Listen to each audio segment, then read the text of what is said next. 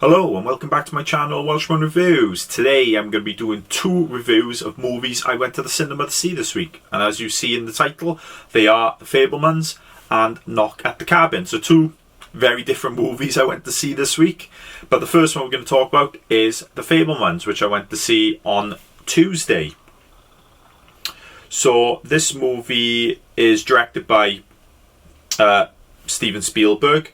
It is also written by him and Tony Kushner, who's done a lot of movies with Steven Spielberg. The last few West Side Story, Lincoln, Munich, he's done with him as well.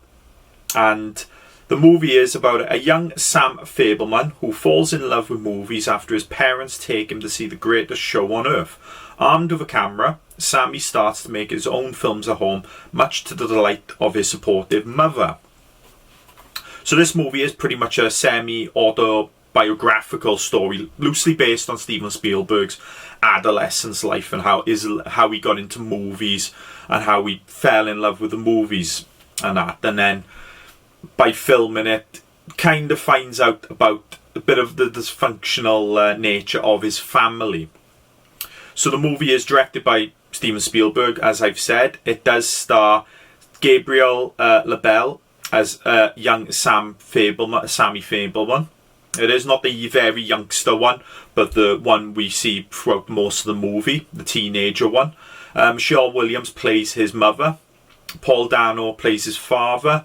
And Seth Rogen plays Uncle Benny, who's kind of instrumental in the dysfunctional part of the story. Also, keep an eye out at the end of the movie. David Lynch is a cameo as John Ford, the classic director from way back.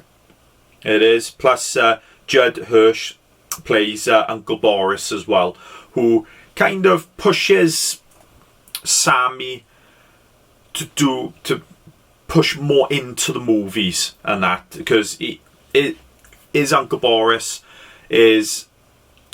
went with his heart as well and done what he wanted to do, and he went into films as well and made films and that. So yeah, overall I enjoyed the movie. It is loosely based on, I don't know how much it's true throughout the thing. They do touch a little bit of the anti-Semitism he went through in his younger life and all that when he moves to, and I think they chronicle the three moves in here. He was in Arizona. I can't remember where the first place he was living in Arizona, and I think they moved to California, I think it is, or LA after that. It is towards the end of the movie. It is, but they do chronicle them, and then when you get to California, it's more of, some of them don't like Jews out there. They do, so he gets a little bit bullied and stuff like that. But they don't delve a lot into that. I will go into my likes and dislikes, because I think that goes into a little bit of my dislikes. It does. But yeah, it does show his love for movies. And there was like a little clip at the beginning by Steven Spielberg himself of saying how much he thanks the audiences to come and see this movie, because this is his love letter to filmmaking and movies, really. But yeah, it's so like I said, the story is about Sammy and how he loves making movies, but then they have a trip away to the camping and he films most of it. But when they come back, his grandmother, his mother's mother, passes away, and his father wants him to make a film about that camp trip to cheer up his mother. But while he's making it, he does see a lot of things between her and Uncle Benny, which unfortunately folds out to be goes a little bit further, unfortunately, by the end of the movie. I'm not going to spoil it all. I'm not.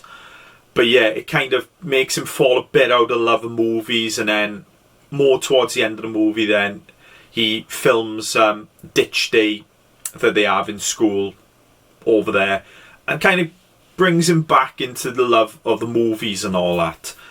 But yeah, so the story's pretty much simple like that.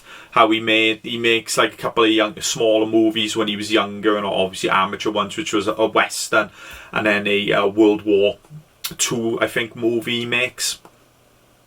He does.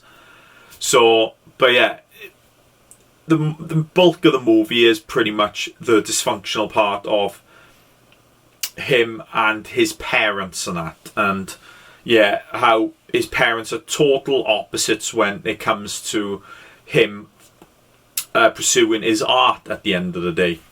I'll go into my likes and dislikes now. Actors in this were brilliant. Excellent acting in it.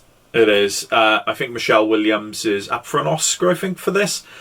She seemed a bit hammy in some parts, but that's just me. Other people might have thought the thing. But she was brilliant throughout there. Paul Dano as well, brilliant as usual. It is the actor who played Gabriel LaBelle, who plays Sammy, does an excellent job as well.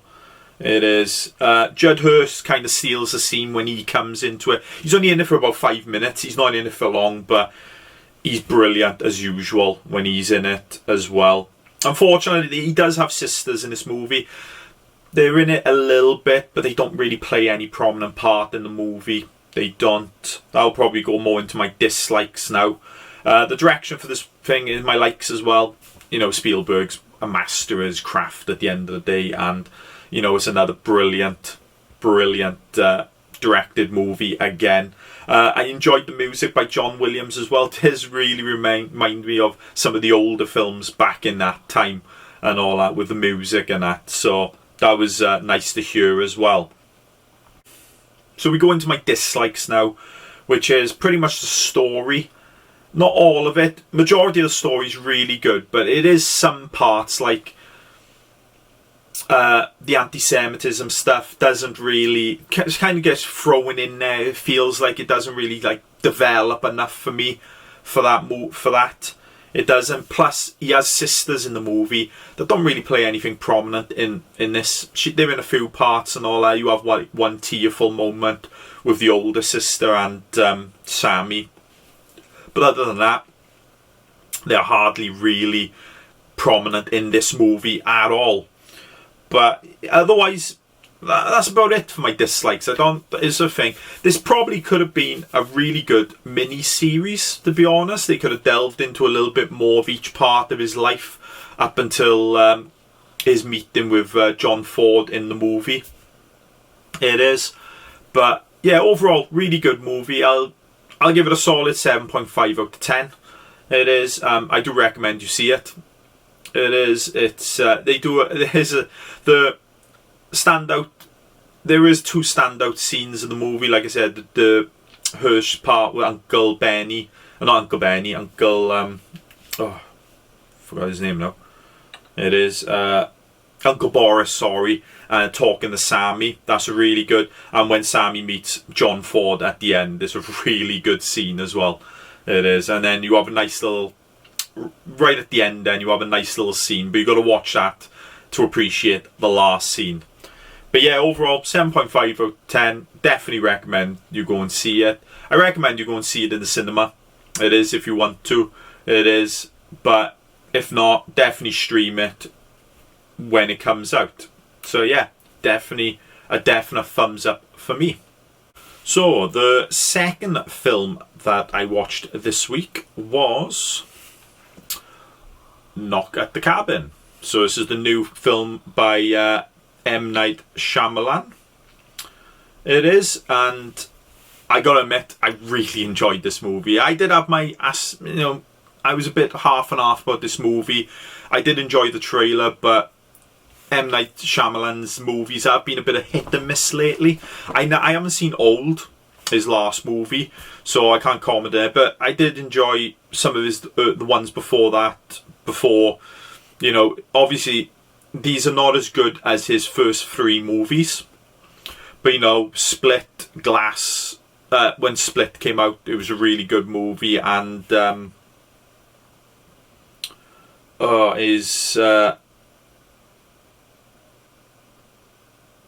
The Visit as well, which was a really good film. So, I was looking forward to this, and I gotta admit, I think this was a really good movie. I really enjoyed it. So, like I said, this movie is directed by M. Night Shyamalan. It is. The cinematography is done by Jarin Blash. I think you say his name is Blash or something. It is. I want to say that because I thought the cinematography and the camera in this movie was really good, especially when it's only pretty much majority of the movie is in a cabin at the end of the day. It is. The movie also stars Dave Bautista, WWE star, but he's been in a lot of movies: Dune, Blade Runner 2049, Guardians of the Galaxy Volume 1, 2. He's going to be in number 3 as well. It is Jonathan Groff, who plays Eric, one of the fathers. It is. You know him from Glee and Matrix Resurrection. Is it Resurrection? Or the latest Matrix movie. Then you have Ben Aldridge as well, who plays Andrew, who is the other father. Kristen Chu, who plays Wen, the young daughter. And then you also have Rupert Grint, who plays Redman, who you all know from Harry Potter. Abby Quinn, who plays Adrian. And Nikki Amuka Bird, who plays Sabrina, who is part of the 4 that come to the cabin. So the story is, while vacationing at a remote cabin in the woods, a young girl and her parents are taken hostage by 4 armed strangers who demand they make an unthinkable choice to avert the apocalypse. Confused, scared, and with limited access to the outside world, the family must decide what they believe before all is lost. So, first thing I want to say about this movie, I did read that the ending for the movie does drastically change from the book. I will go into my likes and dislikes because I think the ending does fall a little bit into my dislikes. Even though I enjoyed the ending, after reading what the ending of the book was, it kind of goes a little bit into my dislikes. But it's not going to be a spoiler. I'm not going to spoil what happens. So that's pretty much the story. Like I said, it changes a little bit from the book, and I should give credit to the guy who wrote the book, which I did have in my head, but here's the thing. It's based on Paul Tremblay's award-winning 2018 novel, The Cabin at the End of the World. It is. So he wrote the original book. It is. So, yeah, that's the story pretty much. It does delve heavily into kind of a religious thing. It is like they do get called like the 4. It's like they come there and they get told that they have to make a decision. They have to sacrifice one of them 3 for the greater good of the world. And every time they say no, a plague hits the world. So every time they say no, they turn on the TV and then something happens. You see something happen. But you've got one of the fathers, Andrew, who is stonewalled. Is like he's saying, look, they're looking at their watches all the time. They know these are pre-taped things on TV. They know these are happening. But the later they go on, then you've got the other father then. I forgot his name now. It is. My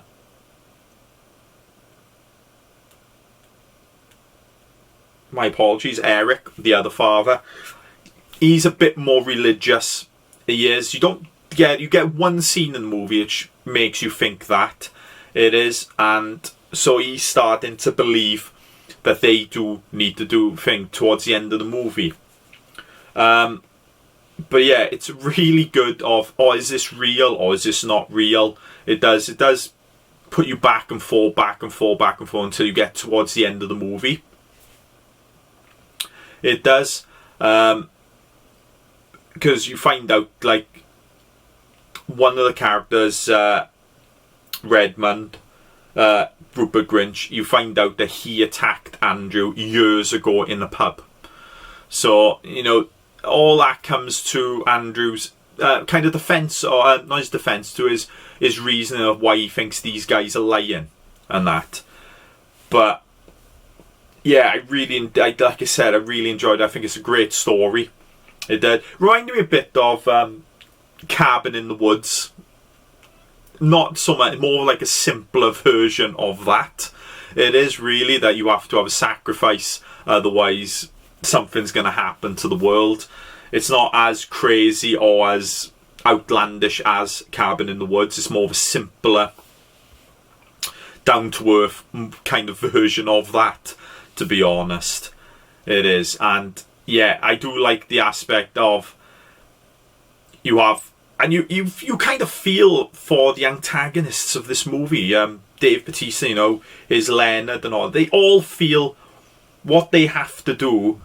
They really feel guilty that they have to do it, and they had to choose it. You know, they had vision. They say they had visions. They had to come here, and you can tell in the acting and the thing that they really feel really bad that they have to do it, but they're thinking of the greater good. They're thinking of, yeah, we've got to do this for the greater good, for the billions of people that are left. So yeah, you feel sorry for them both. Yeah, so like I said, you feel sorry for them both. So it's like you're kind of going, oh, which way would you go? Which way would you go? Would you sacrifice a member of your family, or would you just not and let the world burn, as the four strangers say? It is. But yeah, it's a really good movie, and I really enjoyed it, to be honest. I'll go into my likes. The acting in this I thought was brilliant. Everyone done a really good job. I really do like Dave Bautista as an actor these days. He is elevating himself up. He's not, I'm not going to say anything bad about The Rock, but The Rock is one-dimensional. You watch his movies, he plays the same guy in every movie. He doesn't really change. He doesn't. Dave Bautista looks like he's trying to do a few bit of range. I know he wants to step away from the comedy part of Drax now and all that. So yeah, it's good to see him in movies, I guess. But the other actors as the strangers, you know, Abby Quinn, Nikki Amuka, Bird, and Rupert Grinch, you know, they all do a brilliant job. They do a selling you how much that they're hurting. In other words, that you know, it's hurting them at the end of the day. It is that they're doing this, but they have to do it at the end of the day. It is. I love the music for this as well. The music was done by, my apologies, should have had this up already. It is, but I'll come back to that. But yeah, like I said, the guy who done the cinematography does a brilliant job, especially because we're only in a close quarters with the cabin. We're hardly outside. We're not. That's brilliant as well. But yeah, the music was done by Hurdish Stefan Docci. Apologies if I butchered that. But yeah, I love the music in this movie. I think it was very haunting, and it was perfect for this movie, especially the beginning part with the credits in the beginning. It is. But yeah, overall thing, like I said, my only dislike for this movie is kind of the ending, because don't get me wrong, I did like the ending to this movie. It was very tear-jerking and all that, but after reading what the ending of the book is, I think the book ending is a much more somber one compared to this one. It is. But like I said, overall, I really did enjoy this movie. I give it a good 8.5 out of 10. Definitely recommend you go and see it. I hope people go and see it and they enjoy it as much as I did. I was umming and ahhing about buying this on Steelbook, but I think it's definitely going to be a buy for me. But yeah, brilliant. 8.5 out of 10. Definitely go and see it. If you like these reviews, give them a thumbs up, leave a comment below, tell me if you've gone to see them or what you're going to go and see lately. And if you'd like to see more reviews, I guess, please subscribe to my channel. And I'll see you next time. Bye.